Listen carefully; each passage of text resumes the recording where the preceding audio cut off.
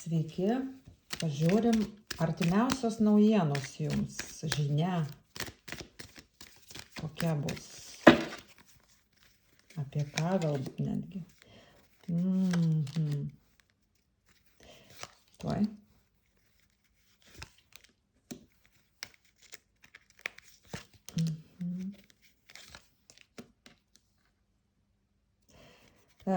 Vieniem bus naujiena apie nėštumą, konkrečiai, pavyzdžiui, negalėjot niekada pastoti, tai vat naujienos apie nėštumą, kas nori, ir pagaliau emocinė ta pilnatvė, kaip sakoma, šventė namuose. Dabar kitas dalykas, gal daugumai labiau, tai kažkokioje tokioje situacijoje, miglotai, gal depresiniai, kur jūs jaučiatės uždaryta,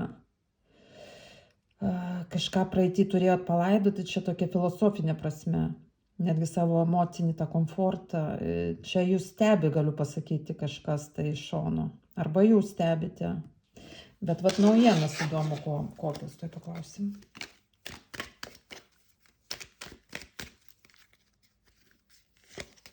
Gal jūs stebit, net čia galėjo būti palaidota meilė kažkam, tai dėl trečių faktorių. Naujienos.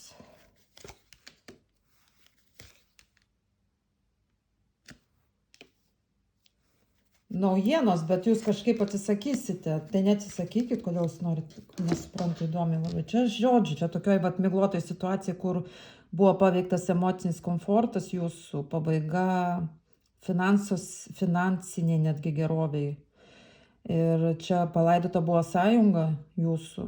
Jūs žodžiu tokioj krizėje, jūs stebėjote turbūt toliau įvykius, bet čia žiūrėkit, aukščiausios jėgos jums siunčia sąjungą tokią gražią labai. Ir naujiena tai būtent netgi pasiūlymas naujo darbo, kažkokių naujų perspektyvų, artimiausių metų. Apie tai jūs kažkada svajojate, bet aš nežinau, man rodo, kad jūs kažkaip atsiribojasi, nenorėsite to priimti. Bet čia suprantat, fortūna sukas jum į naudą.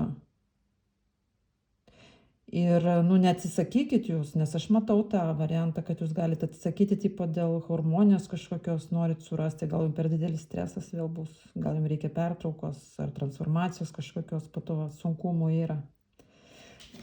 Bet čia jums atneš, suprantat, emocinį komfortą, sąjungą, kuri reikalinga jums kaip svajonių išsipildymas, bet man čia užuomena tam, kad kaip ir naujas darbas, nauja veikla, perspektyvos, čia tokia, jautri sąjunga, ta prasme, jinai šilta tokia eina.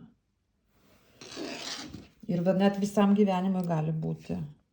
Čia, žinot, kas gali pasiūlyti. Čia iš vis, sakau, o vieniem tai tikrai nėštumas ir gimimas vaiko sužinosit.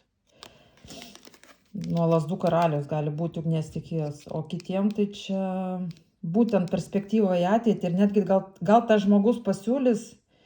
Pavyzdžiui, su juo buvo meilės trikampis, bet jums pradžiai pasiūlys darbą arba kažkokią naują veiklą, kažkaip atsargiai prie jūsų prieis, bet čia perspektyvoje ateičiai, naujai, netgi gyvenimui kartu, iki senatvės.